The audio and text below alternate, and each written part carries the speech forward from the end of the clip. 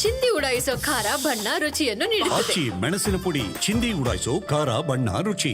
ಪರದಾಟ ಅನುಭವಿಸ್ತಾ ಇದ್ದಾರೆ.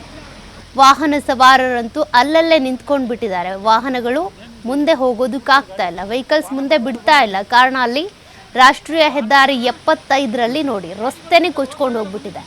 ಆ ಮಟ್ಟಕ್ಕೆ ಮಳೆ ಆಗ್ತಾ ಇದೆ.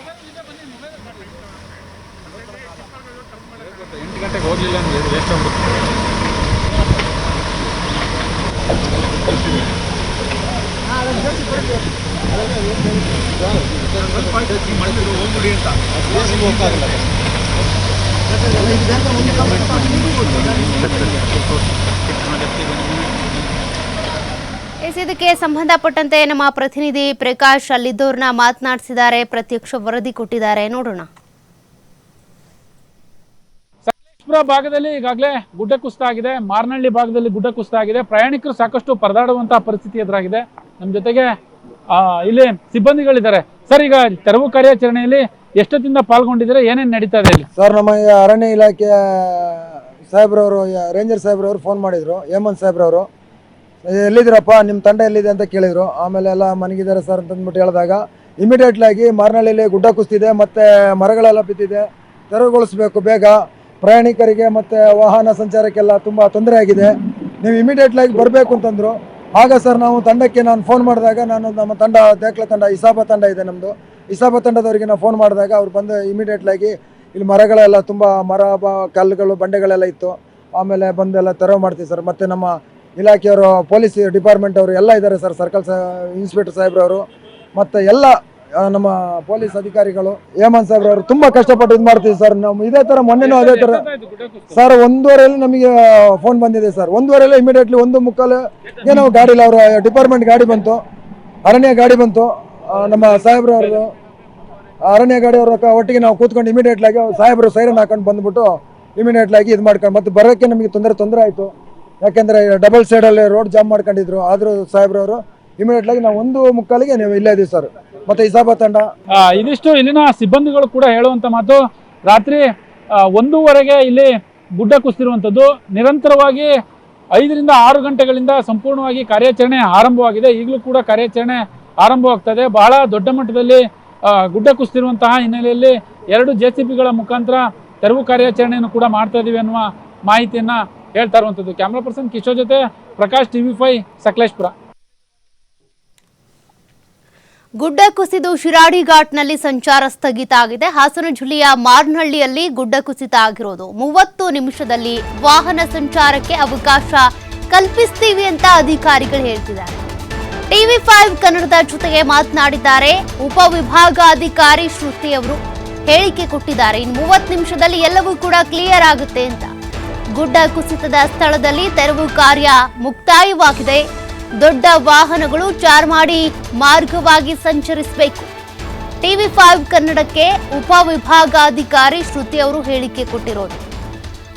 ಹೆವಿ ವೆಹಿಕಲ್ಸ್ ಏನಿರ್ತಾವೆ ಆ ವೆಹಿಕಲ್ಸ್ ಇಲ್ಲಿ ಓಡಾಡಬಾರ್ದು ಅಂತ, ಕಾರಣ ಗುಡ್ಡ ಕುಸಿತ ಆಗಿದೆ. ಚಾರ್ಮಾಡಿ ಘಾಟ್ ಮಾರ್ಗವಾಗಿ ಸಂಚರಿಸಿ ಅಂತ ಕೂಡ ಮನವಿ ಮಾಡಿಕೊಂಡಿದ್ದಾರೆ. ಇನ್ನು 30 ನಿಮಿಷದಲ್ಲಿ ಎಲ್ಲವೂ ಕ್ಲಿಯರ್ ಆಗುತ್ತೆ. ಈಗಾಗಲೇ ಮಣ್ಣು ತೆರವು ಕಾರ್ಯಾಚರಣೆ ಮುಕ್ತಾಯ ಆಗಿದೆ. ಜೊತೆಗೆ ಅಲ್ಲೆಲ್ಲಿ ವೆಹಿಕಲ್ಸ್ ನಿಂತ್ಕೊಂಡಿದ್ದಾವೆ ಆ ವೆಹಿಕಲ್ಸ್ ಎಲ್ಲವೂ ಕೂಡ ಆದಷ್ಟು ಬೇಗ ಹೋಗೋದಕ್ಕೆ ಬೇಕಾಗಿರುವಂಥ ವ್ಯವಸ್ಥೆಯನ್ನು ಮಾಡಿಕೊಡ್ತೀವಿ ಅಂತ ಉಪವಿಭಾಗಾಧಿಕಾರಿ ಶ್ರುತಿ ಅವರು ನಮ್ಮ TV5 ಕನ್ನಡದ ಜೊತೆಗೆ ಮಾತನಾಡಿ ಹೇಳಿಕೆ ಕೊಟ್ಟಿದ್ದಾರೆ. ಜೊತೆಗೆ ಕೆಲವೊಂದು ಮನವಿಯನ್ನು ಮಾಡಿಕೊಂಡಿದ್ದಾರೆ. ಹೆವಿ ವೆಹಿಕಲ್ಸ್ ಏನಿರ್ತಾವೆ ಚಾರ್ಮಾಡಿ ಮಾರ್ಗವಾಗಿ ಸಂಚಾರವನ್ನು ಮಾಡಬೇಕು ಅಂತ. ಯಾಕೆಂದರೆ ರಸ್ತೆ ಈಗ ಹದಗೆಟ್ಟಿದೆ. ನಿರಂತರವಾಗಿ ಮಳೆ ಆಗ್ತಾ ಇರೋದ್ರಿಂದ ಮಳೆ ನೀರಿನ ರಭಸಕ್ಕೆ ರಸ್ತೆಗಳು ಕಿತ್ತೋಗ್ತಾ ಇವೆ. ಹಾಗಾಗಿ ಸದ್ಯ ಉಪವಿಭಾಗಾಧಿಕಾರಿ ಶ್ರುತಿ ಅವರು ಕೊಟ್ಟಿರೋ ಹೇಳಿಕೆ ಇದು.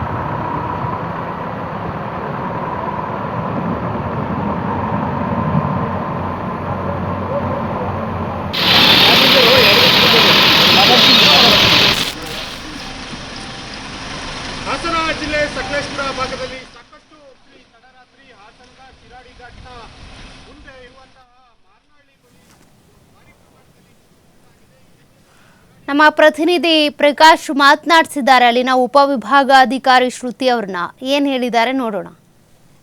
ಈಗಾಗಲೇ ಕುಸಿದೆ ಸ್ಥಳಕ್ಕೆ ಇಲ್ಲಿನ ಸ್ಥಳೀಯ ಉಪವಿಭಾಗಾಧಿಕಾರಿ ಶ್ರುತಿ ಅವರು ಕೂಡ ಭೇಟಿ ನೀಡಲಿಕ್ಕೆ ಹೋಗ್ತಾ ಇರುವಂಥದ್ದು. ಜೊತೆಗೆ ಇನ್ನೇನು ಕೆಲವೇ ಗಂಟೆಗಳಲ್ಲಿ, ಅರ್ಧ ಗಂಟೆ ಆಗ್ಬೋದು ಅಥವಾ 1 ಗಂಟೆಯಲ್ಲಿ ವೆಹಿಕಲ್ ಕೂಡ ಕ್ಲಿಯರ್ ಆಗುತ್ತೆ, ಯಾವ ನಿಂತಿದ್ದಾವೆ ಸರಾಗವಾಗಿ ಹೋಗುತ್ತೆ ಅನ್ನೋ ಮಾಹಿತಿ ಲಭ್ಯವಾಗಿರ್ತಕ್ಕಂಥದ್ದು. ಈಗ ಸದ್ಯಕ್ಕೆ ಈ ಮಾರ್ಗದ ಭಾರಿ ವಾಹನಗಳಿಗೆ ಸದ್ಯಕ್ಕೆ ಬ್ರೇಕ್ ಬಿದ್ದಿದೆ ಅನ್ನುವ ಮಾಹಿತಿ ಲಭ್ಯವಾಗಿದೆ. ಈಗ ನಮ್ಮ ಜೊತೆಗೆ ಎ ಸಿ ಅವರು ಇದ್ದಾರೆ. ಮೇಡಮ್, ರಾತ್ರಿ ಸುಮಾರು 1:45ರಿಂದ 2 ಗಂಟೆ ಒಳಗೆ ಗುಡ್ಡ ಕುಸಿದಿದೆ ಅನ್ನುವ ಮಾಹಿತಿ ಇದೆ ಮೇಡಮ್. ಈಗ ವಾಹನಗಳು ಸಾಕಷ್ಟು ಸಾಲುಗಟ್ಟಿ ನಿಂತಿದ್ದಾವೆ, ಏನು ಸೂಚನೆ ಕೊಡ್ತೀರಾ ಮೇಡಮ್? ಸೊ ನಮಗೆ 3 ಗಂಟೆಗೆ ಮಾಹಿತಿ ಬಂದಿದ ತಕ್ಷಣ ನಾವು ಆಲ್ರೆಡಿ ನಮ್ಮ ಪೊಲೀಸ್ ಅವರು ಸಹ ಇಮಿಡಿಯೇಟ್ ಆಗಿ ಡೈವರ್ಷನ್ ನ ವೆಹಿಕಲ್ಸ್ ನ ಸ್ಟಾರ್ಟ್ ಮಾಡಿದ್ರು. ಇಲ್ಲಿ ಲೈಟ್ ವೆಹಿಕಲ್ಸ್ ಏನಿದೆ ಅದನ್ನೆಲ್ಲ ಸಹ ನಾವು ಮೂಡಿಗೆರೆ ಥ್ರೂ ಡೈವರ್ಟ್ ಮಾಡಿದ್ದಾರೆ. ಹೆವಿ ವೆಹಿಕಲ್ಸ್ ಅಲ್ಲಿದ್ದನ್ನ ಹಾಸನಿಂದ ಆಲ್ರೆಡಿ ಕೊಡಗು ಥ್ರೂ ಸಂಪಾಜಿಗೆ ಥ್ರೂ ಡೈವರ್ಟ್ ಮಾಡಿದ್ದಾರೆ. ಇಲ್ಲಿರೋ ಮಾತ್ರ ಏನಿಗೆ ಸ್ಟ್ರಕ್ ಆಗಿತ್ತು. ಸೊ ಅಲ್ಲಿ ತುಂಬಾ ಮಣ್ಣು ಕುಸಿದ್ರಿಂದ ಒಂದು ಟೈಮ್ ತಗೊಂತು ನಮಗೆ ಕ್ಲಿಯರ್ ಮಾಡೋದಕ್ಕೆ. ಸೊ ಹಂಗಾಗಿ ಈಗ ಕ್ಲಿಯರ್ ಆಗಿದೆ, ಈಗ ವೆಹಿಕಲ್ ಮೂವ್ಮೆಂಟ್ ಸ್ಟಾರ್ಟ್ ಆಗಿದೆ. ಈಗ DC ಮೇಡಮ್ ಸಹ ಡೈರೆಕ್ಷನ್ಸ್ ಕೊಟ್ಟಿದ್ದಾರೆ, ವೆಹಿಕಲ್ ಮೂವ್ಮೆಂಟ್ ಅಲ್ಲಿ ತನಕ ಡೈವರ್ಟ್ ಮಾಡಿ ಅಂತ, ಪ್ಲಸ್ ಅವ್ರಿಗೆ ರಿಫ್ರೆಶ್ಮೆಂಟ್ಸ್ ಏನಾದ್ರು ಅರೇಂಜ್ ಮಾಡಿ ಅಂತ ಅದ್ರದ್ದು ಸಹ ಪ್ರಿಪರೇಷನ್ಸ್ ಮಾಡ್ಕೊಂತಿದೀವಿ.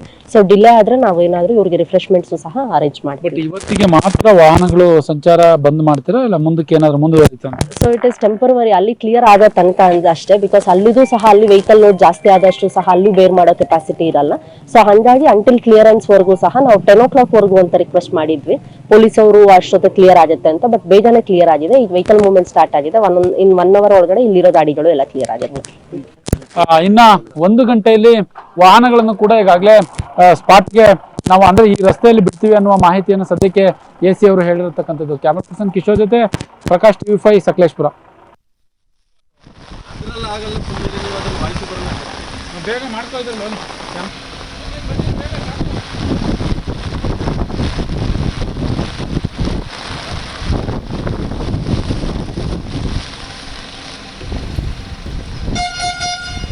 ನೋಡಿ, ಗುಡ್ಡ ಕುಸಿತ ಆಗಿ ಈಗಾಗಲೇ ಅಲ್ಲಿರುವಂಥ ರಸ್ತೆಗಳಲ್ಲಿ ಹಾದಿ ಉದ್ದಕ್ಕೂ ಕೂಡ ವೆಹಿಕಲ್ಸ್ ನಿಂತಿದ್ವು. ಕಾರಣ ಮಣ್ಣು ತೆರವು ಕಾರ್ಯಾಚರಣೆ ನಡೀತಾ ಇತ್ತು. ಮಣ್ಣು ತೆರವು ಕಾರ್ಯಾಚರಣೆ ಏನೋ ಮುಕ್ತಾಯ ಆಗಿದೆ, ಬಟ್ ಇನ್ನೂ ಕೂಡ ವೆಹಿಕಲ್ಸ್ ಮೂವ್ ಆಗೋದಕ್ಕೆ ಅಂದರೆ ಒಂದು ಅರ್ಧ ಮುಕ್ಕಾಲು ಗಂಟೆ ಟೈಮ್ ಬೇಕು ಅಂತ. ಹಾದಿ ಉದ್ದಕ್ಕೂ ವೆಹಿಕಲ್ಸ್ ನಿಂತಿದ್ದಾವೆ. ಇನ್ನು ಅದರಲ್ಲೂ ಕೂಡ ಡಿವೈಡ್ ಮಾಡಬೇಕಾಗುತ್ತೆ. ಹೆವಿ ವೆಹಿಕಲ್ಸ್ ಅಂದರೆ ಡಬಲ್ ಡೆಕ್ಕರ್ ಬಸ್ಗಳಿರ್ಬೋದು, ಲಾರಿಗಳಿರ್ಬೋದು, ಇಂಥ ವೆಹಿಕಲ್ಸ್ ಚಾರ್ಮಾಡಿ ಘಾಟ್ ಮಾರ್ಗವಾಗಿಯೇ ಹೋಗಬೇಕು ಅಂತ ಅಲ್ಲಿ ಉಪವಿಭಾಗಾಧಿಕಾರಿ ಶ್ರುತಿ ಅವರು ಮನವಿ ಮಾಡಿಕೊಂಡಿದ್ದಾರೆ. ಚಿಕ್ಕಪುಟ್ಟ 4 ವೀಲರ್ ಅಥವಾ 2 ವೀಲರ್ ಏನಿದ್ದಾವೆ ಆ ವೆಹಿಕಲ್ಸ್ಗಳು ಇದೇ ರಸ್ತೆ ಮಾರ್ಗವಾಗಿ ಹೋಗ್ಬೋದು. ಸದ್ಯ ರಾಷ್ಟ್ರೀಯ ಹೆದ್ದಾರಿ 75ರಲ್ಲಿ ಆಗಿರುವಂಥ ಗುಡ್ಡ ಕುಸಿತದಿಂದಾಗಿ ಇಷ್ಟೆಲ್ಲ ಅವಾಂತರಗಳು ಎದುರಾಗಿದೆ. ಮಧ್ಯರಾತ್ರಿ 2 ಗಂಟೆ ಅಷ್ಟೊತ್ತಿಗೆ ಗುಡ್ಡ ಕುಸಿತ ಆಗಿದೆ. ಸದ್ಯ ನಮ್ಮ ಪ್ರತಿನಿಧಿ ಪ್ರಕಾಶ್ ಅವರು ಅಲ್ಲೇ ಇದ್ಕೊಂಡು ಅಲ್ಲಿನ ಸದ್ಯದ ಪರಿಸ್ಥಿತಿ ಹಾಗೂ ಬೆಳವಣಿಗೆಗಳಿಗೆ ಸಂಬಂಧಪಟ್ಟಂತೆ ರಿಪೋರ್ಟ್ ಕೊಡ್ತಾ ಇದ್ದಾರೆ. ಮಾರ್ನಹಳ್ಳಿಯಲ್ಲಿ ಆಗಿರುವಂಥ ಗುಡ್ಡ ಕುಸಿತ ಮತ್ತು ಮಣ್ಣು ತೆರವು ಕಾರ್ಯಾಚರಣೆ ಇರ್ಬೋದು, ಅಧಿಕಾರಿಗಳು ಬಂದು ವಿಸಿಟ್ ಮಾಡ್ತಾ ಇರೋದು, ಮತ್ತು ಈಗ ವಾಹನಗಳು ಸರಾಗವಾಗಿ ಹೋಗೋದಕ್ಕೆ ಬೇಕಾಗಿರುವಂಥ ವ್ಯವಸ್ಥೆ ಮಾಡ್ತಾ ಇರೋದು.